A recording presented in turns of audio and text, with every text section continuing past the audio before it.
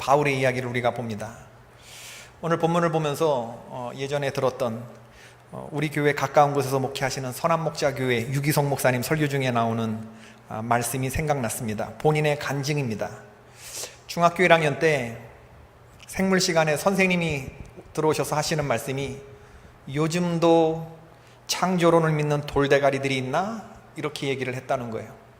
생물 선생님이. 그때 아이들이 반 친구들이 다 고개를 돌려서 자기를 쳐다보더랍니다.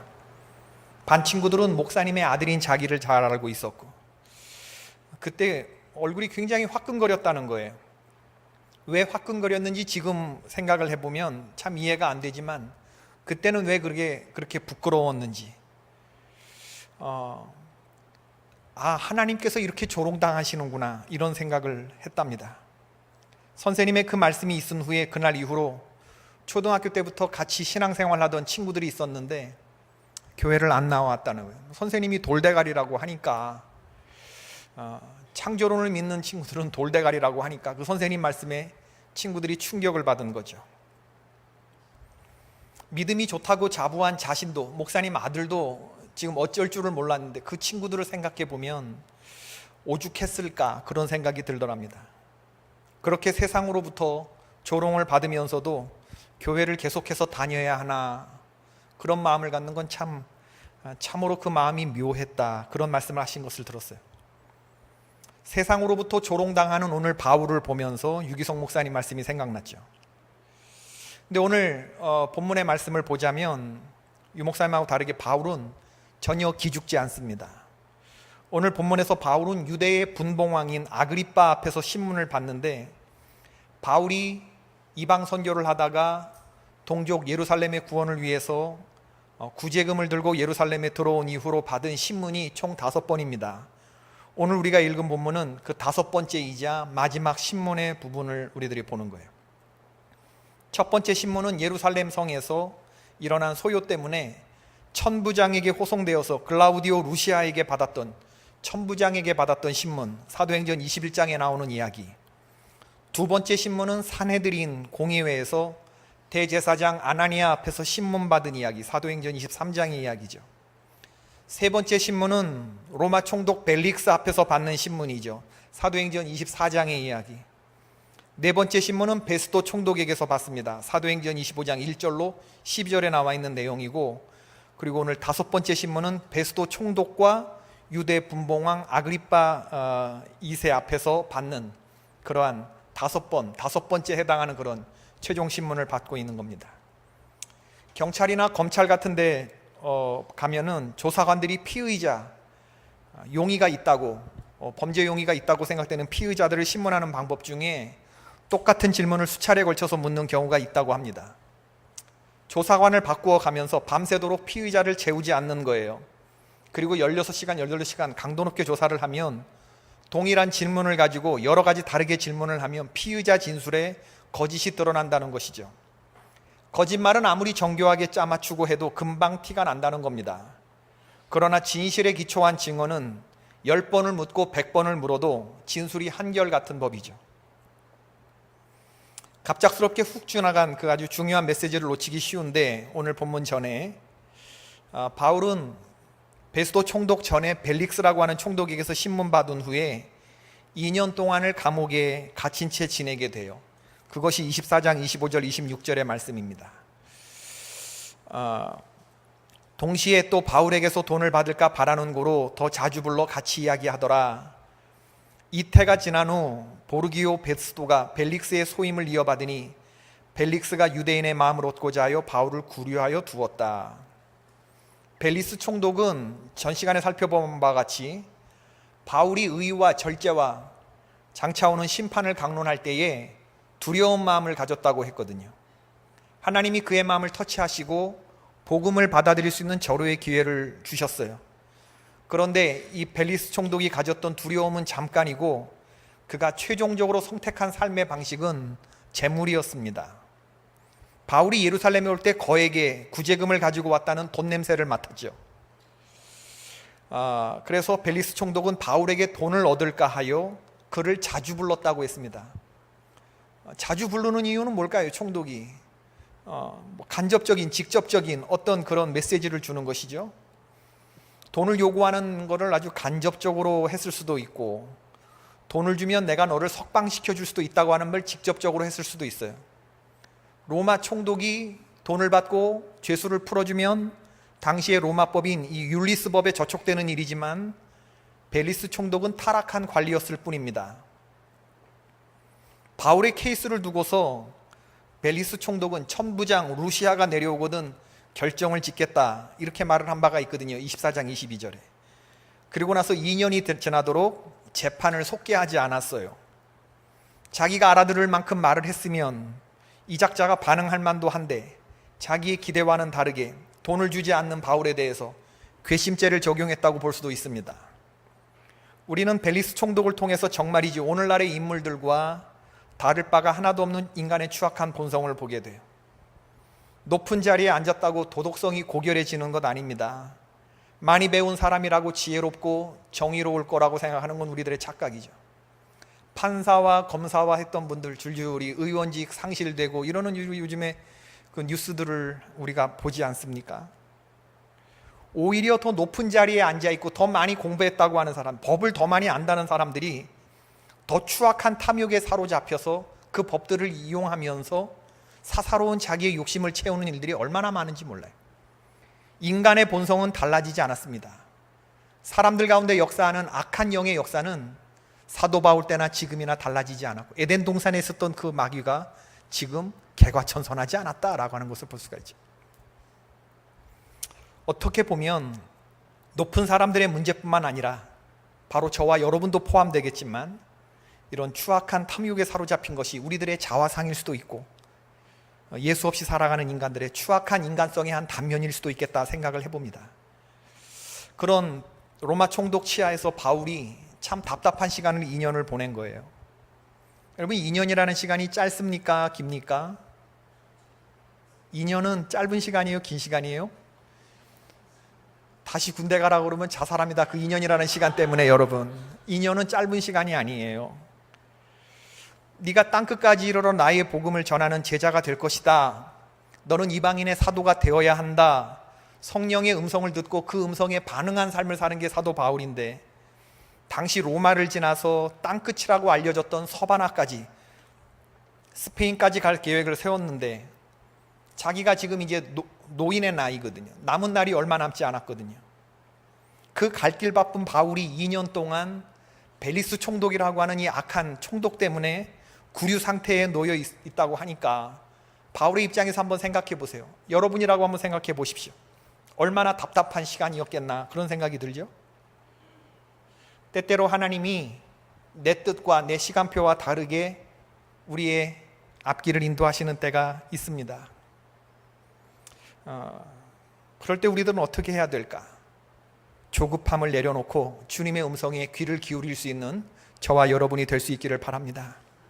인내는 이런 시간에도 발휘되어야 해요. 물러날 수도 없고 나아가는 길도 보이지 않을 때, 그저 하나님이 머물러 있으라고 하는 그런 자리에서 아무 일 일어나지 않아도, 억울하고 답답한 시간이 있어도 그런 환경 속에서 스스로를 지키고 견디는 것도 중요한 영적 전투라는 사실을 잊지 마시기를 바랍니다. 오늘 혹시 여러분들 바울과 같은 답답한 2년의 시간을 견디고 계시는 분들이 있습니까? 한치의 오차 없으신 하나님의 인도하심이 우리의 생각 넘어 역사하고 있다고 하는 사실을 여러분 믿으셔야 돼요. 하나님 지금 뭐 하는 거야 나에 대해서? 나는 바쁜 사람인데, 나는 지금 사역을 해야 되는 사람인데, 나는 지금 갈 길이 바쁘고 로마를 지나서 서바나까지 가야 하는 그런 나는 선교사인데, 왜 하나님 나를 이런 구류 상태에서 죄수의 신분으로 이런 놈을 만나서 2년 동안 머물게 하나? 하나님 혹시 나를 버리신 것 아닐까? 잊으신 거 아닐까? 이렇게 생각되는 순간을 지나고 계시는 분들이 계셔요.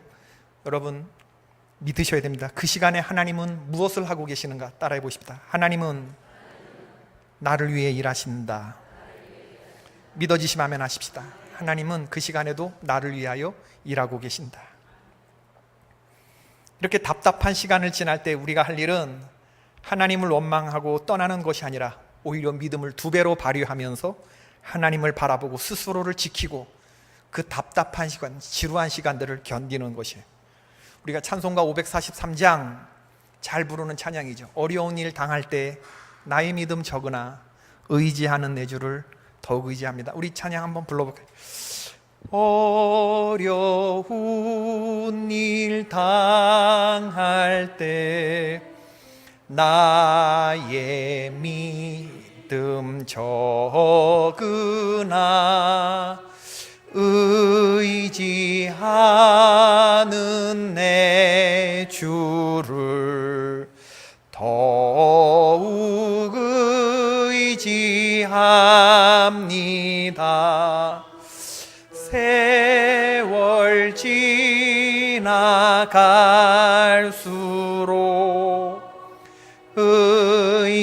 의지할 것뿐일세.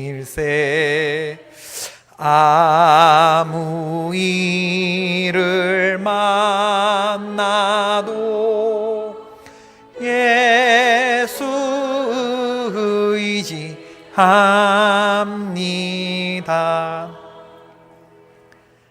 아무 일 가운데는 아무 일을 만나도 예수 의지합니다 할 때 그 아무 일은 답답하고 지루한 시간도 포함된다는 사실을 기억하셔야 돼요. 오늘 본문의 내용을 한번 보십시다. 본문의 내용을 살펴보면 벨릭스가 이제 임기를 마치고 새로 베스도라고 하는 인물이 유대 총독으로 부임을 했습니다. 당연히 바울의 케이스가 신임 베스도 총독에게 넘겨졌겠죠. 새로 부임한 베스도 총독이 내 케이스를 재판하는 재판관인데, 판사인데 현명하고 정의로운 사람이면 좋겠는데 벨릭스보다 공정한 관리였는가? 어떤 면에서 보면 벨릭스보다 조금 공정한 측면이 있는 것 같지만 결국은 다 똑같은 거기인 그런 인물이었습니다. 정의로운 인물이 아니었어요. 베스도 총독이 부임하면서 유대 지도자들하고 잘 지내보려고 3일 만에 예루살렘에 찾아와서 만납니다. 그때 유대 지도자들이 사도 바울을 죽이려고 이 무언의 압력이 있었거든요. 베스도 총독은 유대인과의 관계를 좋게 하기 위해서 유대 지도자들이 원하는 대로 그렇게 하고 싶었지만 가만히 조사를 해보니까 그렇게 하기가 참 힘든 거예요. 왜냐하면 로마법을 적용하려고 하면 이 죽일 죄목을 찾아야 되는데 이 죄목 찾는 게 쉽지 않은 거죠. 로마법을 준수해야 될 이 로마의 총독으로서 분명하게 죽일 만한 이 고소한 유대의 지도자들이 원하는 건 바울을 죽이는 거였거든요. 그럼 사형에 처할 만한 어떤 죄목이 있어야 하는데 그런 거 없이 로마 시민을 죽일 수는 없는 거거든요. 그건 총독의 소임을 하지 않는 거거든요. 그 나름대로 이런저런 고민을 하다가 바울에게 네가 예루살렘에 가서 신문을 받겠느냐 그렇게 물었는데 바울이 나는 로마 가이사 황제에게 재판을 받겠다. 그래서 베스도 총독으로서는 로마의 가이사에게 보낼 수밖에 없었어요. 무슨 제목으로 가이사 황제에게 보내나 이런 고민을 하던 차에 유대 분봉왕인 아그리빠 2세가 부임해서 예방차 가이사랴에 온 겁니다. 총독에 있는 곳에. 그래서 이 유대 분봉왕, 유대를 다스리는 이 분봉왕 아그리빠에게 자기의 고민을 얘기하는 거예요. 유대의 대제사장들과 장로들이 와서 이 사람을 고발했는데 유죄 판결을 내려주기를 바라는데 이 사람이 시민권자라 곤혹스럽다. 무슨 제목을 씌워야 될지 내가 모르겠다. 그랬더니 유대 분봉왕 아그리빠가 그럼 내가 한번 만나보겠다. 그렇게 얘기를 한 겁니다.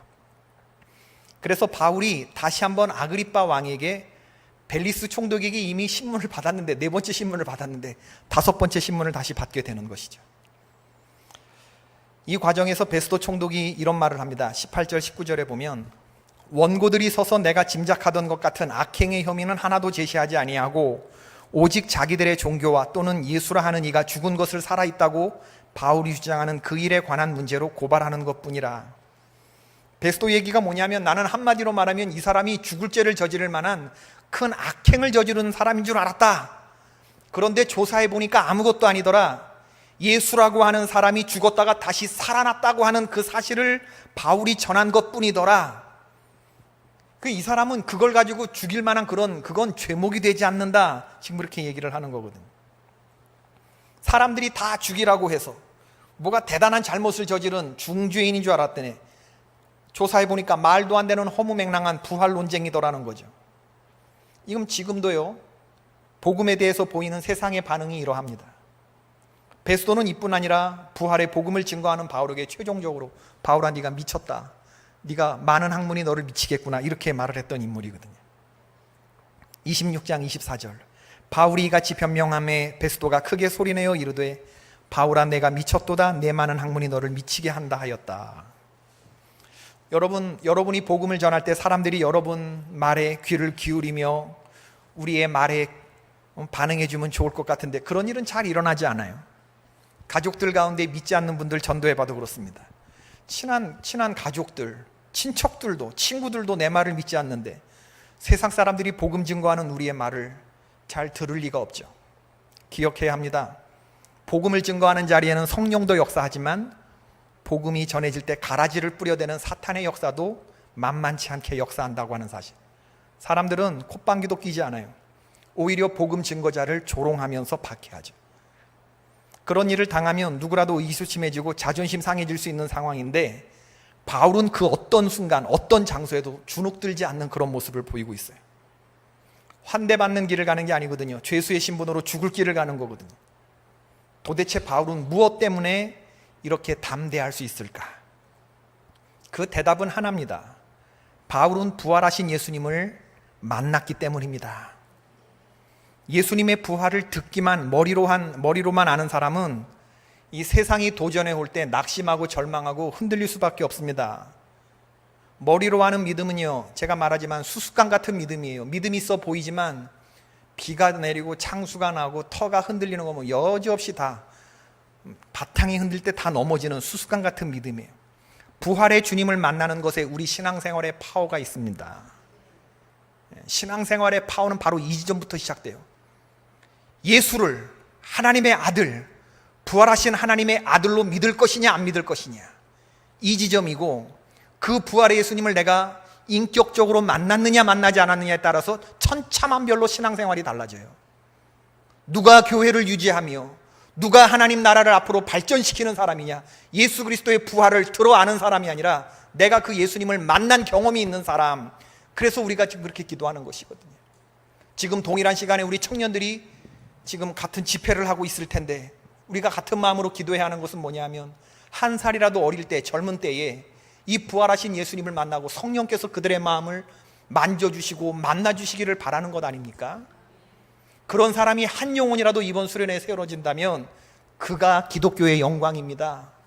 오늘 우리들의 예배 가운데서도 부활하신 예수님을 내가 만나는 그런 경험이 일어나기를 주의 이름으로 축원합니다. 내가 복음을 부끄러워하지 아니하노니 이 복음은 모든 믿는 자에게 구원을 주시는 하나님의 능력이 된다. 먼저는 유대인에게요 또한 헬라인에게로다. 바울이 담대하게 생각할 수 있어. 생명보다 귀한 사명. 로마서 1장 16절에서 고백하는 이 사람을 세상이 어떻게 멈추어 세울 수 있겠어요? 복음을 부끄러워하지 않는다는 겁니다. 나는 복음의 능력을 알고 있다는 거예요. 왜냐하면 이 복음을 믿는 자에게는 하나님이 구원을 주시고 이 복음을 듣는 자에게 하나님의 능력이 된다. 이게 내 사명이다라고 딱 붙들린 사람, 이걸 어떻게 멈춰 세울 수 있냐는 거죠. 베드로 사도가 예수님 3번 부인하고 완전히 무너졌던 사람인데 그가 순교자가 될 수 있었던 것은 부활하신 예수님을 만났을 때 그가 완전히 달라졌죠. 여러분, 부활하신 예수님을 만나셔야 돼요. 마음속으로 이런 경험이 있어야 됩니다. 누가 뭐라고 해도 나의 하나님, 나의 주인, 그분이 나의 인생의 주인이라고 하는 고백이 있어야 되는 것이거든요. 삶의 주인이 바꾸는 이런 경험들. 바울에게는 담의 세계 경험이 있어요. 누가 뭐라고 해도 하나님이 나를 만나주셨다고 하는 부인할 수 없는 사실. 아무리 나를 조사하는 취조관들이 10번 바뀐다 해도 10번 똑같은 말을 할 수밖에 없는 담의 세계 경험. 그게 저와 여러분에게도 있어야 하는 것입니다. 우리들의 담의 세계, 나의 담의 세계 경험. 바울과 테크라의 업적이라고 하는 책에 의하면 바울의 외모에 관한 이야기가 나오는데, 그는 키가 작았고 눈썹이 짙다 못해서 양쪽으로 이어졌고 코는 꼬부라졌고 매부리코였다는 거죠. 저도 약간 매부리코 경향이 있는데 다리는 휘었다고 그러고, 그날 그 자리에 함께한 누구도 바울의 이야기에 귀를 기울일 만한 그런 상황이 아니거든요. 여러분, 그런데 사도 바울이 그들 앞에서 자기 얘기를 당당하게 해요. 이미 22장에서 살펴보았고 사도행전 9장에 처음 다메섹 경험이 나오고, 그리고 오늘 또다시 바울이 베스도와 아그리빠 왕 앞에서 세 번째 동일한 다메섹 경험, 나의 다메섹 경험, 내가 하나님 만난 경험을 얘기를 하는 겁니다. 그 예수님은 부활하신 예수님이라는 얘기를 하는데, 이렇게 동일한 내용이 성경에 3번 나오는 것은 사도행전이 유일합니다. 그만큼 바울에게 있어서 이 다메섹 경험이 중요한 거예요. 부활한 예수님을 만나는 것이 너무나 중요하다는 얘기죠. 바울은 그 대단하신 양반들 앞에서 자신도 한때 잘 나가는 바리새인이었다고 이 얘기를 해요. 나는 율법에 철저한 사람이었고, 정결 예식에 힘을 쓰는 사람이었고, 정결법을 어기고 성전을 더럽혔다고 하는 것 자체가 말이 안 된다. 내가 바리새인인데, 바리새인 중에 바리새인인데, 율법의 열심으로는 교회를 박해했던 사람인데 내가 어떻게 저들의 고소대로 성전을 더럽혔느냐? 그런 일은 없다라고 하는 겁니다. 그리고 자기가 신문을 당하는 것은 하나님께서 우리의 조상들에게 허락하신 소망에 관한 것 때문인데, 그 소망은 부활에 관한 것이죠. 그래서 26장 8절에서 이렇게 말합니다. 당신들은 하나님이 죽인 사람을 살리심을 어찌하여 못 믿을 것으로 여기나이까? 바울은 예수님의 부활, 그 한 가지만 믿어도 나처럼 되는 건데 내가 그것 때문에 이런 신문을 받는다, 그냥 그 말을 하는 거예요. 부활하신 예수님을 믿는 것 때문에 내가 지금 사람들로부터 죽을 죄인이라고 이렇게 취급을 받는 것이다. 베스도는 이 소망이 뭔지를 몰라요. 이 부활의 예수님을 잘 모릅니다. 왜? 로마 사람이기 때문에. 유대인들의 궁극적인 소망이 무엇인지 몰라요. 유대인들의 이 소망, 영적으로 무지하죠. 그러나 아그리빠 2세는 다릅니다. 아그리빠는 유대인이거든요. 유대인들의 가장 간절한 소망이 메시아인 것을 자기도 알고 있어요. 자기도 유대인이니까. 자기도 그 메시아를 기다리는 사람 중에 하나거든요. 그런데 바울과 아그리빠 왕의 차이가 뭐냐 하면, 나사렛 예수를 메시아로 믿는 바울과 머리로 아는 그저 아그리빠 왕이죠. 당신은 믿지 못하지만 나는 그 나사렛 예수가 부활하신 예수, 나의 주인이 되신다고 하는 그 사실을 증언하고 있는 겁니다. 내게 죄가 있다면 그 예수님을 믿고 증언했다는 죄인데 그게 과연 죽을 만한 그런 죄냐? 오늘 본문의 이야기를 쭉 보면서 머릿속에 상상이 되었어요.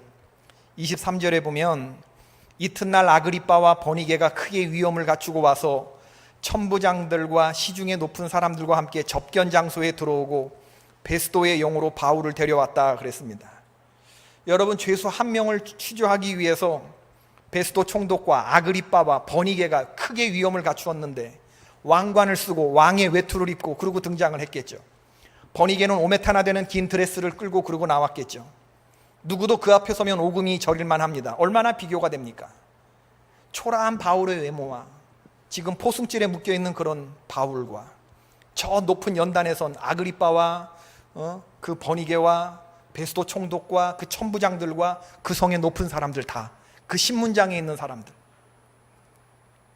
세상적인 눈으로 보면 누가 부럽습니까? 여러분 같으면 어떤 쪽에 서고 싶습니까? 아그리빠 왕 쪽입니까? 아니면 사도 바울 쪽입니까? 어떤 인생을 살고 싶습니까? 여러분 생각해 보세요. 겉은 번지르르 해도 지금 아그리빠 2세는 아무런 실권을 가지고 있지 않아요. 역사가 전하는 바에 의하면 아그리빠 2세는 그에 붙인 아그리빠 1세와 마찬가지로 친로마적인 인물이었습니다. 유대인들의 마음을 사려고 로마가 꼭두각시로 세워둔 그런 왕에 불과해요. 왕이지만 로마 총독이 왔을 때 아련하려고 가이사랴까지 온 걸 보세요. 버니게도 마찬가지. 아그리빠 2세 왕의 1살 어린 여동생입니다. 남매지간의 아그리빠 왕과 버니게는 2번이나 이혼한 전력이 있었고 근친상간으로 친오빠와 결혼한 사람이에요. 아름답습니까? 지금 우리의 도덕률로는 상상할 수 없는 그런 일들이 이루어지고, 하나님의 눈으로 보면 아그리빠 왕과 사도 바울, 지금 누구에게 무게중심이 두어있나 우리 눈으로 그거는 볼 수 있어야 하는 것이죠. 도대체 누가 귀하고 누가 존귀한 사람인가? 바울이 그들 앞에서 하는 말 26장 29절, 나의 다메섹 경험을 다 얘기하고 난 후에 바울이 이르되 말이 많으나 적으나 당신뿐만 아니라 오늘 내 말을 듣는 모든 사람도 다 이렇게 결박된 것 외에는 나와 같이 되기를 하나님께 원하나이다. 여러분 한번 생각해 보셔요.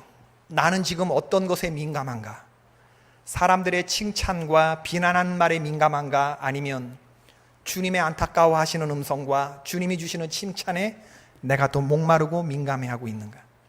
이 질문에 답을 하는 것에 따라서 내가 주님의 제자인지 아닌지 우리가 알 수 있을 것입니다. 예수님 만난 사람인지 아닌지 이거 하나만 보면 아는 거예요. 주님의 칭찬을 바라보지 못한, 거듭나지 못한 성도들은 사람들의 칭찬에 목말라 합니다. 그러나 부활하신 예수님을 믿는 이 믿음이 있는 성도는 바울과 같은 당당한 모습을 가질 수가 있어요.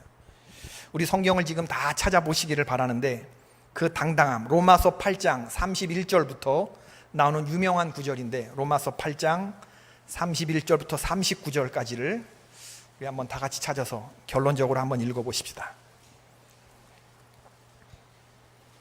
부활의 예수님을 체험하여 아는 사람이 하는 이 로마서 8장, 성경의 반지에서도 가장 아름답게 빛나는 반지의 보석에 해당하는 부분이다. 로마서 8장인데 루터가 그런 말을 했는데, 로마서 8장 31절부터 39절까지 다 같이 한번 읽어보십시다. 시작. 그런즉 이 일에 대하여 우리가 무슨 말 하리요? 만일 하나님이 우리를 위하시면 누가 우리를 대적하리요? 자기 아들을 아끼지 아니하시고 우리 모든 사람을 위하여 내주시니가 어찌 그 아들과 함께 모든 것을 우리에게 주시지 아니하겠느냐? 누가 능히 하나님께서 택하신 자들을 고발하리요? 의롭다 하신 이는 하나님이시니 누가 정죄하리요? 죽으실 뿐 아니라 다시 살아나신 이는 그리스도 예수시니 그는 하나님 우편에 계신 자요 우리를 위하여 간구하시는 자시니라. 누가 우리를 그리스도의 사랑에서 끊으리요? 환난이나 곤고나 박해나 기근이나 적신이나 위험이냐 칼이랴. 기록된 바 우리가 종일 주를 위하여 죽임을 당하게 되며 도살당할 양같이 여김을 받았나이다 함과 같으니라. 그러나 이 모든 일에 우리를 사랑하시는 이로 말미암아 우리가 넉넉히 이기느니라. 내가 확신하노니 사망이나 생명이나 천사자들이나 권세자들이나 현재일이나 장래일이나 능력이나 높음이나 깊음이나 다른 어떤 피조물이라도 우리를 우리 주 그리스도 예수 안에 있는 하나님의 사랑에서 끊을 수 없으리라. 아멘. 얼마나 멋진 믿음의 고백입니까? 세상에서 우리의 믿음이 조롱당할 때 절대 당황하거나 조급해하지 않는, 얼굴 붉히는 일 없는 그런 여러분들 되기를 바랍니다. 내 안에 계신 예수 그리스도를 바라보시고 그 부활의 주님을 꼭 붙드시는 그런 우리 모두가 되어야 될 줄로 믿습니다. 말씀 서두에 말씀드렸던 유기성 목사님 그 친구들, 중학교 때 교회를 떠난 친구들을 아주 훗날 최근에 이렇게 만난 적이 있었는데, 그 친구들이 교회를 떠났는데 그러면 돌대가리가 아니니까 떠난 거잖아요. 그런데 지금 잘 살고 있느냐 봤더니 한결같이 그렇게 잘 살 생각을 했던 그런 친구들이 다 내면들이 무너져 있고 도대체 이렇게 아름답게 본받을 만한 삶을 사는 친구들이 하나도 없더라는 거예요. 이상하죠? 여러분, 우리 인간의 창조 원리가 그렇습니다. 하나님 안에, 하나님이 그어주신 이 바운더리 안에 있는 것이 가장 지혜로운 삶입니다. 여러분, 여호와를 경외하는 것이 지식의 근본이고 지혜의 근본입니다. 주님을 떠나는 건 그건 지혜롭게 내 삶, 내 맘대로 하고 사는 것 같지만 그것처럼 돌대가리 같은 일이 없는 거예요. 세상이 우리를 볼 땐 그렇게 돌대가리로 보겠지만 우리가 세상을 볼 땐 저거 어떡하나 탄식하게 되는 이유가 바로 여기에 있어요. 하나님의 사랑을 알면 저러지 않을 텐데. 하나님을 떠난 사람이 아무리 도덕적이고 윤리적으로 살아도 그거 죄인들의 빛나는 악덕이라는 것을 여러분 알아야 돼요. 하나님의 말씀이 우리 삶을 꽉 지탱해주고 나가는 이 표준으로 서 있는 사람이 은혜로운 사람입니다. 여러분, 다른 걸로 우리의 삶을 지탱해줄 만한 것이 아무것도 없어요. 오늘 이 부활의 예수님 만나시고 하나님의 말씀을 여러분이 꼭 붙드는 그런 시간들이 되기를 바라는데, 그럼 이 부활의 주님을 어떻게 만날 수 있느냐? 여러 번 말씀드리지만 부활의 주님 만나는 거 쉬워요? 어려워요? 쉬워요? 어려워요? 제가 몇 번을 얘기했는데 쉽다고. 이 쉬운 예수님을 만나지 못하는 건 사람도 아니라고 그랬어요. 사람도. 복음을 못 들었거나 복음을 들었는데도 사람이 변화되지 않고 부활의 예수님 만나지 않은 건 사람도 아니라고 그랬어요. 사람도 아니라. 왜 우리가 부활의 예수님을 만나지 못하느냐? 우리가 만나기를 원치 않는 겁니다. 그분이 내 안에 들어와서 나의 삶을 주관한다는 것이 마음에 안 드는 거예요. 우리 마음 깊은 곳에 여전히 내가 놓지 못하고 0.1%라도 내가 내 맘대로 하고 싶은 영역이 있기 때문에 이 믿음의 능력이 나가지 않는 거예요. 99.9% 주님을 의지하고 99.9% 예수님 따르는 신앙생활을 하는 것 같아요. 그거 다 껍데기라는 걸 알아야 돼요. 진짜는 뭐냐면 0.1%가 99.9%를 넘어서는 나에게서 생명 같은 거기 때문에 이게 왕노릇하는 부활의 예수님이 체험되지 않는 거예요. 그러니까 맨날 동일한 문제에 넘어지는 거지. 어제 눈물 흘리면서 회개했고 오늘 또 다시 넘어지고 또 이러는 이유들이 왜 이런 수습관 같은 믿음을 극복하지 못하느냐. 정직하게 내면을 들여다보세요. 과연 나는 죽음으로 십자가에 처리됐는가? 과연 예수 그리스도에게 나의 삶의 모든 키를 전폭적으로 맡기고자 하는 그런 의지가 있는가? 내가 죽지 않았는데 어떻게 그리스도로 삽니까? 죽은 척하고 기절한 척하는 것뿐이지. 여러분, 주님을 사랑하는 마음으로 열정으로 가득 채워진 상태에서 사모하며 간구하고 내 닫힌 문을 열을 때, 누구든지 주의 음성을 듣고 문을 열 때 주님이 들어오신다고 한 거거든요. 너무나 쉬운 거예요. 마음의 문을 여십시오. 그리고 삶의 모든 것들을 주님께 맡기시는 겁니다. 그럴 때 부활의 주님이 우리에게 능력으로 역사하게 되는 거예요. 나는 그로 더불어 먹고 그는 나로 더불어 먹을 것이다. 일상의 가장 기본적인 일, 먹는 예화를 예수님이 들으셨어요. 먹는 부분서부터 주님이 우리와 동행해 주실 것이고 우리를 붙잡아 주실 거라고 얘기를 하잖아요. 내가 하나님을 떠나 내가 왕노릇하고 살아가는 것이 가장 큰 죄인데, 이것을 빨리 깨닫고 주인을 바꾸어야 우리가 바울과 같은 능력을 가질 수가 있습니다. 이전에 내 마음대로 하고 살던 때는 과거로 충분해요. 내가 그리스도와 함께 십자가에 못 박혔다고 하는 것을 오늘 여러분 인격을 걸고 주님 앞에 귀에 들리도록 여러분이 고백하셔야 돼요. 그게 주님 앞에 한 걸음 나아가는 것입니다. 내가 그리스도와 함께 십자가에 못 박혔습니다. 예전에 나는 죽었습니다. 예전에 정미래, 예전에 박경아, 예전에 이경수, 예전에 최은혜, 예전에 김다연, 예전에 이병희, 예전에 곽은하, 죽은 거예요. 난 주님과 함께 그리스도로 나는 살아가는 것입니다. 이 고백이 될 수 있으려면 여러분들을 스스로 죽음으로 처리해버리는 것입니다.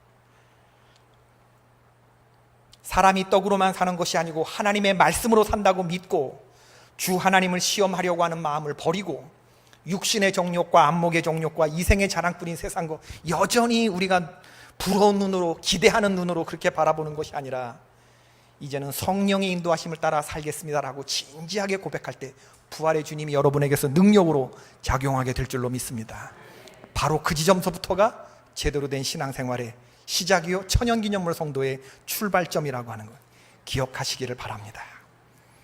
사람의 칭찬이나 비난에 흔들리지 않고 치료자가 10번이 바뀌고 100번이 바뀌어도 그 앞에서 능력 있는 모습으로 나는 부활의 예수님을 만났다. 당신도 나와 같이 되기를 바란다고 말하는 이 바울과 같은 이런 승리하는 길을 걸어가시는 저와 여러분들이 될 수 있기를 주의 이름으로 축원합니다. 우리 찬송가 하나 힘차게 부르시고 주여 이 믿음을 우리에게 주시옵소서 기도하십시다. 356장 우리 찬양팀들 나오시고 356장